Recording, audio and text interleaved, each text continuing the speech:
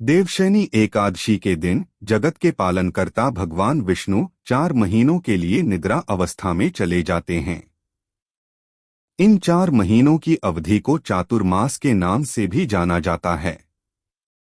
यही वजह है कि चातुर्मास की शुरुआत भी देवशयनी एकादशी के दिन से ही होती है। आषाढ़ मास के शुक्ल पक्ष की एकादशी तिथि को देवशयनी एकादशी मनाई जाती है और इस बार देवशयनी एकादशी 17 जुलाई 2024 दिन बुधवार को मनाई जाएगी। मान्यता है कि देवशयनी एकादशी से 4 महीनों के लिए सभी मांगलिक कार्य बंद हो जाते हैं। देवशयनी एकादशी तिथि हिंदू पंचांग के अनुसार आषाढ़ शुक्ल पक्ष की एकादशी तिथि 16 जुलाई 2024 की रात्रि 8:33 से शुरू हो रही है और इसका समापन 17 जुलाई 2024 रात्रि 9:02 पर होगा। एकादशी व्रत का पारण उद्या तिथि के अनुसार किया जाता है। ऐसे में देवशयनी एकादशी व्रत 17 जुलाई 2024 दिन बुधवार को रखा जाएगा। वहीं 18 जुलाई 2024 दिन गुरुवार को एकादशी व्रत का पारण किया जाएगा। देवशयनी एकादशी शुभ मुहूर्त हिंदू वैदिक पंचांग के अनुसार इस बार देवशयनी एकादशी पर शुभ और शुक्ल योगों का निर्माण हो रहा है। साथ ही इस दिन सर्वार्थ सिद्धि योग और अमृत सिद्धि योग भी बन रहे हैं। शुभ योग सुबह 07:05 तक रहेगा और इसके बाद शुक्ल योग शुरू हो जाएगा। वहीं सर्वार्थ सिद्धि योग और अमृत सिद्धि योग सुबह 05:32 से शुरू हो रहे हैं, जो कि पूर्ण रात्रि तक रहेंगे। देवशयनी एकादशी व्रत का महत्व हिंदू धर्म ग्रंथों में देवशयनी एकादशी के महत्व को विस्तार से बताया गया है। शास्त्रों के अनुसार इसी दिन से भगवान विष्णु 4 माह के लिए विश्राम के लिए चले जाते हैं और इन 4 महीनों में सभी प्रकार के मांगलिक कार्य जैसे विवाह, मुंडन, उपनयन संस्कार, गृह प्रवेश इत्यादि नहीं किए जाते हैं। मान्यता है कि देवशयनी एकादशी व्रत के दिन भगवान विष्णु की उपासना करने से सुख, समृद्धि और ऐश्वर्य की प्राप्ति होती है और व्यक्ति के सभी पाप नष्ट हो जाते हैं। एक मान्यता यह भी है कि देवशयनी एकादशी व्रत का पालन करने तथा दान पुण्य करने से मृत्यु के उपरांत मोक्ष की प्राप्ति भी होती है। ब्रह्मवैवर्त पुराण में देवशयनी एकादशी के विशेष महात्म्य का वर्णन किया गया है। वैसे तो हिंदू धर्म में 24 एकादशी मनाई जाती हैं, लेकिन देवशयनी एकादशी का एक विशेष स्थान भक्तों के हृदय में है, क्योंकि इस दिन वे भगवान विष्णु का पूर्ण निष्ठा से पूजन करते हैं और उनके शयन से उठने की अगले 4 महीनों तक प्रतीक्षा करते हैं और फिर देवउठनी एकादशी को बड़े ही उत्साह के साथ मनाते हैं। इस व्रत से भक्त की समस्त मनोकामनाएं पूर्ण होती हैं और साथ ही सारे पाप भी नष्ट हो जाते हैं।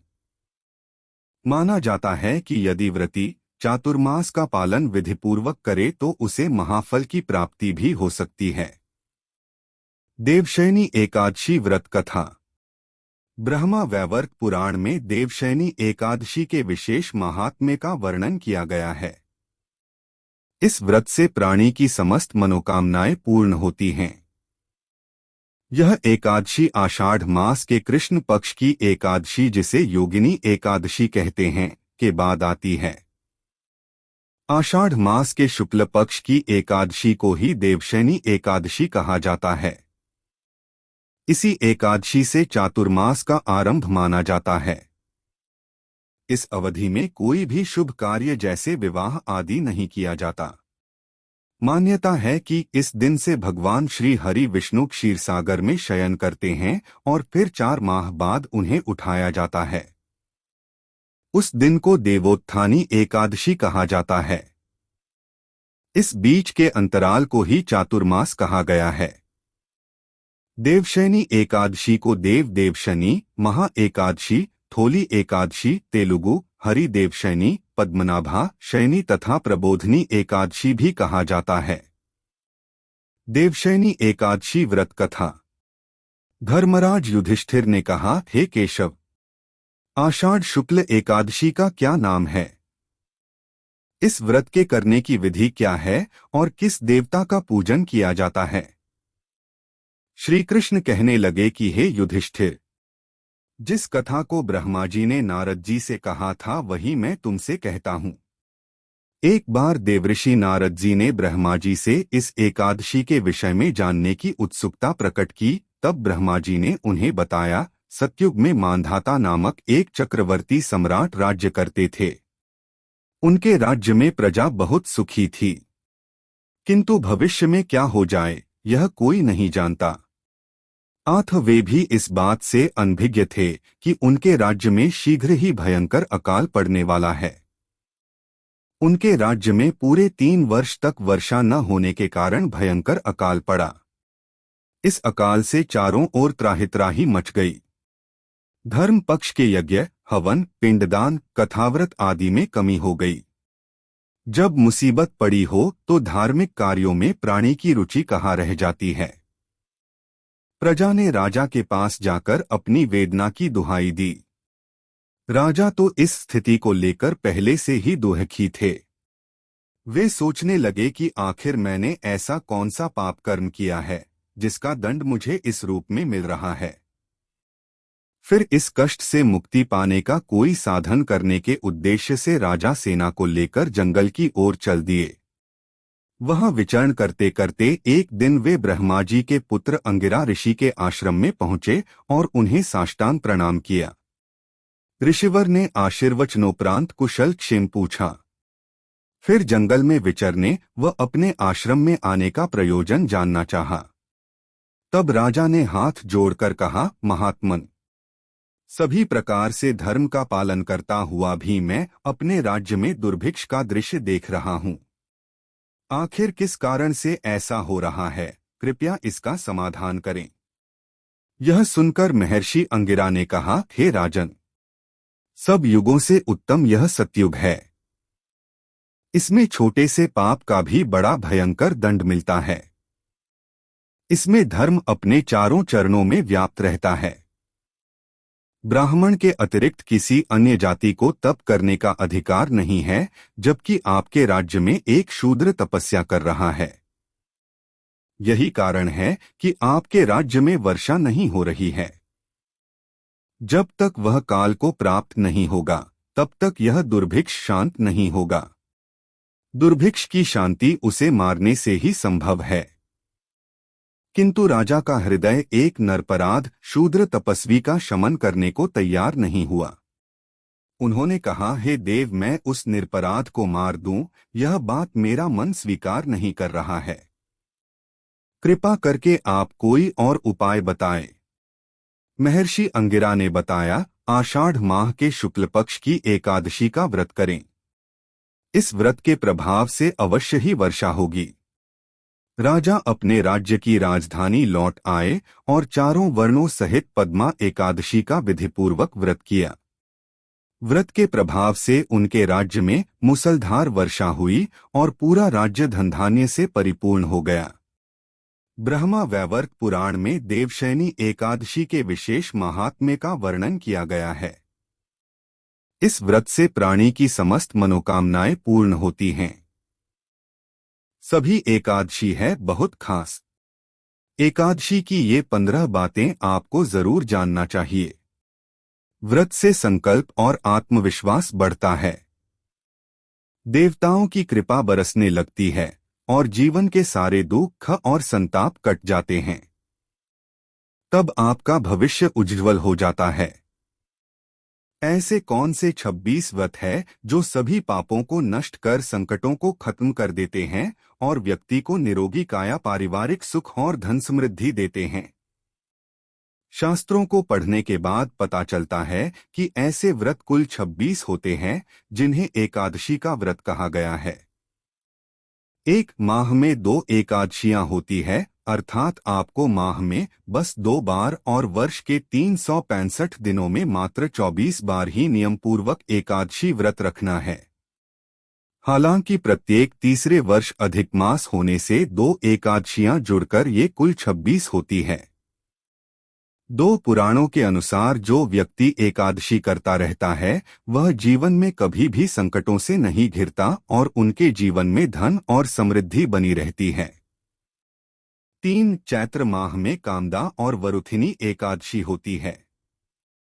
कामदा से राक्षस आदि की योनि से छुटकारा मिलता है और यह सर्वकार्य सिद्धि करती है, तो वरुथिनी सौभाग्य देने सब पापों को नष्ट करने तथा मोक्ष देने वाली है। 4 वैशाख माह में मोहिनी और अपरा आती है। यह एकादशी विवाह, सुख समृद्धि और शांति प्रदान करती है, साथ ही मोहमाया के बंधनों से मुक्त करती है।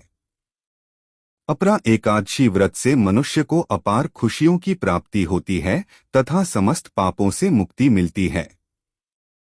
5 ज्येष्ठ माह में निर्जला और योगिनी एकादशी होती है। निर्जला का अर्थ निराहार और निर्जल रहकर व्रत करना। इसके करने से हर प्रकार की मनोरथ सिद्धि होती है। योगिनी एकादशी से समस्त पाप दूर हो जाते हैं और व्यक्ति पारिवारिक सुख पाता है। 6 आषाढ़ माह में देवशयनी एवं कामिका होती है। देवशयनी एकादशी का व्रत करने से सिद्धि प्राप्त होती है। यह व्रत सभी उपद्रवों को शांत कर सुखी बनाता है। कामिका एकादशी का व्रत सभी पापों से मुक्त कर जीव को कुयोनि को प्राप्त नहीं होने देता है। 7 श्रावण माह में पुत्रदा एवं अजा एकादशी होती है। पुत्रदा एकादशी करने से संतान सुख प्राप्त होता है। अजा एकादशी से पुत्र पर कोई संकट नहीं आता, दरिद्रता दूर हो जाती है, खोया हुआ सब कुछ पुनः प्राप्त हो जाता है। 8 भाद्रपद माह में परिवर्तिनी एवं इंदिरा एकादशी आती है। परिवर्तिनी एकादशी के व्रत से सभी दुख दूर होकर मुक्ति मिलती है। पितरों को अधोगति से मुक्ति देने वाली इंदिरा एकादशी के व्रत से स्वर्ग की प्राप्ति होती है। 9 आश्विन माह में पापांकुशा एवं रमा एकादशी आती है। पापांकुशा एकादशी सभी पापों से मुक्त कर अपार धन, समृद्धि और सुख देती है। रमा एकादशी व्रत करने से सभी सुख और ऐश्वर्य की प्राप्ति होती है। 10 कार्तिक माह में प्रबोधिनी एवं उत्पन्ना एकादशी आती है। देवोठनी या प्रबोधिनी एकादशी का व्रत करने से भाग्य जागृत होता है। इस दिन तुलसी पूजा होती है। उत्पन्ना एकादशी व्रत करने से 1000 वाजपेय और अश्वमेध यज्ञ का फल मिलता है। इससे देवता और पितृ तृप्त होते हैं। 11 मार्गशीर्ष माह में मोक्षदा एवं सफला एकादशी आती है। मोक्षदा एकादशी मोक्ष देने वाली और सफला एकादशी सफल करने वाली होती है। सफला व्रत रखने से अश्वमेध यज्ञ का फल प्राप्त होता है। 12 पौष माह में पुत्रदा एवं षट्तिला एकादशी आती है। पुत्र की प्राप्ति के लिए पुत्रदा एकादशी का व्रत करना चाहिए। षट्तिला एकादशी व्रत रखने से दुर्भाग्य, दरिद्रता तथा अनेक प्रकार के कष्ट दूर होकर मोक्ष की प्राप्ति होती है। 13 माघ माह में जया एवं विजया एकादशी आती है। जया एकादशी व्रत रखने से ब्रह्महत्यादि पापों से छूट व्यक्ति मोक्ष प्राप्त करता है तथा भूत पिशाच आदि योनियों में नहीं जाता है। विजया एकादशी से भयंकर परेशानी से छुटकारा पाता है और इससे शत्रुओं का नाश होता है। 14 फाल्गुन माह में आमलकी एवं पापमोचनी एकादशी आती है। आमल की एकादशी में आंवले का महत्व है। इसे करने से व्यक्ति सभी तरह के रोगों से मुक्त हो जाता है, साथ ही वह हर कार्य में सफल होता है। पापमोचनी एकादशी व्रत से पाप का नाश होता है और संकटों से मुक्ति मिलती है।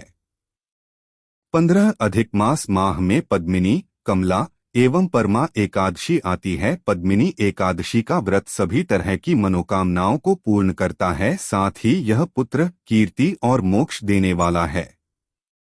परमा एकादशी धन वैभव देती है तथा पापों का नाश कर उत्तम गति भी प्रदान करने वाली होती है।